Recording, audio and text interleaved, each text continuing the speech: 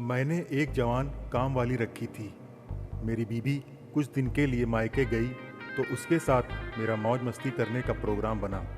दोस्तों, मैं दीपक अभी तक एक मायूस ज़िंदगी जी रहा था और मेरे दोस्त नितिन ने मेरी मदद की।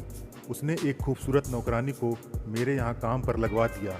तो दोस्तों, आपको मैं कहानी शुरू से बताता हूँ। मेरी सास की तबीयत खराब होने के कारण मेरी बीवी कुछ दिनों के लिए अपने मायके जाने वाली थी। ये खबर सुनकर मेरे बदन में जैसे एक बिजली सी दौड़ गई। अब मैं अपने सारे अरमान पूरे कर सकता था। जिस दिन मेरी बीवी जाने वाली थी, उसके एक दिन पहले ही मैंने अपनी काम वाली कविता को सारी बात बता दी और उससे कहा कि वह अपने घर में इस बारे में कुछ न बताए और अपने मम्मी पापा को सिर्फ ये कह दे कि मेरी बीवी मतलब उसकी मालकिन की तबीयत खराब है और वह कुछ दिन के लिए मालकिन के साथ रहेगी। ऐसा मैंने इसलिए बोलने के लिए कहा क्योंकि मैं कविता के साथ कुछ दिन अकेले बिताना चाहता था और अपने मन के सारे अरमान पूरे कर लेना चाहता था। कविता ने भी ऐसा ही किया और अपने घर के लोगों को वैसा ही बताया जैसा मैंने कहा था। उसके घर के लोग भी हम लोगों पर काफ़ी विश्वास करते थे और उन्होंने कविता को मेरे घर पर रुकने की इजाज़त दे दी। अगले दिन मैंने दोपहर को ही अपनी बीवी को ट्रेन में रवाना कर दिया। अब मैं घर पर अकेला था। दोपहर के 2 बज रहे थे, लेकिन कविता का कुछ अता पता नहीं था। मुझे अभी भी लग रहा था कि पता नहीं वो आएगी या नहीं आएगी। उसकी राह देखते हुए शाम के 6 बज चुके थे, लेकिन वो नहीं आई। मैंने सोचा कि क्या मैं उसके घर जाकर पता करूं और उसे अपने साथ ले आऊं, लेकिन जल्दबाजी में मैं अभी कुछ नहीं करना चाहता था। मैं घर पर ही लेटे हुए यही सोच सब रहा था कि अचानक दरवाजे की घंटी बजी और मैं दरवाजे की तरफ दौड़ पड़ा।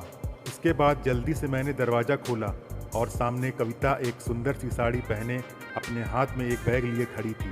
मैंने उसे अंदर बुलाया और सीने से लगा लिया। मैंने सोचा था कि तुम अब नहीं आओगी कविता। ऐसा नहीं था, मैं दिन भर तैयारी कर रही थी। आपके यहाँ रुकना था जो मुझे। अच्छा, क्या क्या तैयारी की तुमने कविता? कपड़े गंदे थे, उन्हें धोया, अपनी ज़रूरत का सामान इकट्ठा किया, तब आई मैं। अच्छा, क्या क्या सामान लाई, दिखाओ तो मुझे भी। मैंने कविता के हाथ से बैग लिया और सोफे पर बैठकर उसका सामान देखने लगा। बैग के अंदर कुछ गाउन, साड़ी और उसके कुछ और सामान थे। मैं बस इतने से सामान में दिन खत्म हो गया। वैसे ये गाउन तो बिल्कुल नए लग रहे हैं। कविता जी, आज ही लेकर आई हूँ मैं। अच्छा, मुझे दिखाने के लिए? कविता ऐसा नहीं, मेरे पास नहीं थे और जो थे वो पुराने होकर फट गए थे।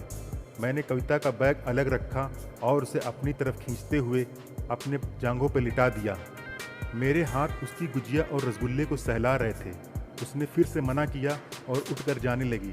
मेरे पूछने पर उसने कहा, पहले मैं खाना बना लेती हूँ, खाना खाने के बाद जो करना होगा कर लेना। उसने जल्दी से खाना तैयार किया और हम दोनों ने साथ में खाना खाया। करीब 9 बज चुके थे। हम लोग फ्री हो गए।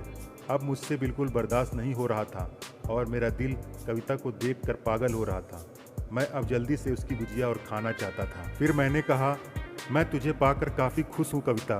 आज से बस तू मेरा ही साथ देगी तो मेरी प्यास बुझती रहेगी। क्यों नहीं दूंगी साहब, आप जैसा मर्द हर किसी को नहीं मिलता। अभी तक तू क्यों नहीं मिली थी? अब तो मिल गई हूँ ना कविता। शायद हम एक दूसरे के लिए ही बने हैं। इसके बाद हम दोनों ने रात भर कबड्डी खेला और बड़ा मज़ा आया। तो दोस्तों, आपको ये कहानी कैसी लगी हमें कमेंट में ज़रूर बताएं और हमारे चैनल नाइस स्टोरीज़ को लाइक शेयर सब्सक्राइब जरूर करें। फिर मिलेंगे एक नई स्टोरी के साथ। तब तक के लिए धन्यवाद।